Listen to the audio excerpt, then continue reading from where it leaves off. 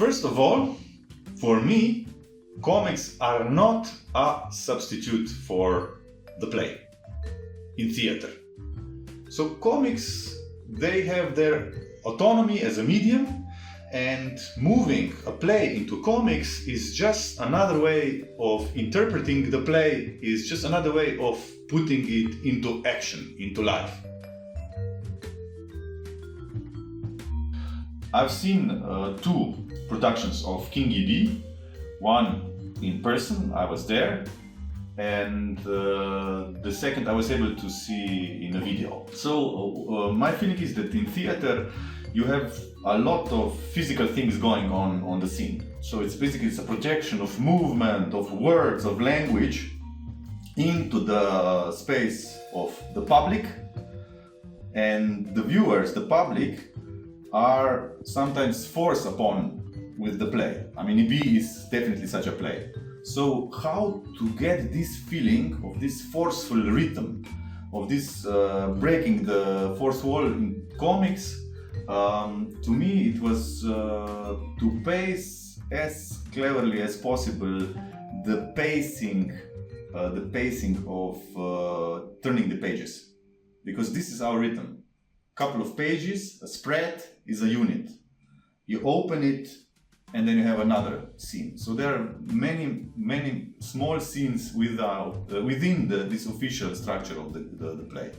So you have to work with the space of the printed media in this case, because we are printed comics, not digital. See, I don't believe that comics are the second best thing. They have some clear advantages. In the time of pandemic, which can be repeated, which can come again sometime in the future, we were not able to visit theaters. And with comics, you can read them in your own time, in your own space or place of your own choosing. So there are advantages. There's some more flexibility to it. A student can read in the time of her or his choosing.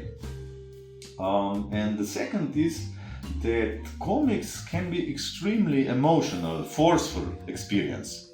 So I think that if you put it into this strong medium of comics, you get a good feel of drama. It provides this good, perfect place of this type of production.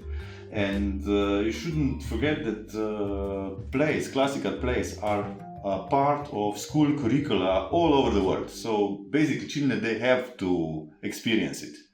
And if I compare it to what usually happens with these plays, that kids do not go to the theater, whether because of pandemics or because it's because of lack of time or money or whatever, I mean, comics are cheaper than theater. This is also something that is of importance, right? But they can be just as, if even not maybe more forceful than the live production of theater. So tadpoles, animals that come from spawn to the frog, they eat all the time and constantly also excrete.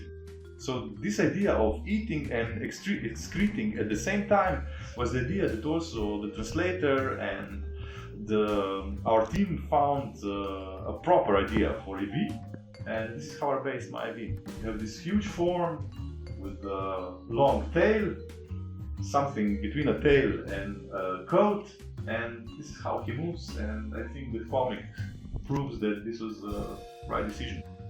You will remember that at the beginning of the pandemic, scientists provided us with the image of coronavirus, which looked something like this.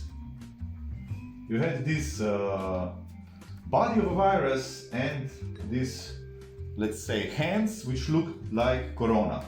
And this was inspiration also for me, because I decided for the Ubu character to have this sort of tentacles on the top of his head, and when he deposes the old king, he eats up, he gulps all the pills, the kingmaker pills, and tentacles on the top of his head become erect, and thus he's made the king.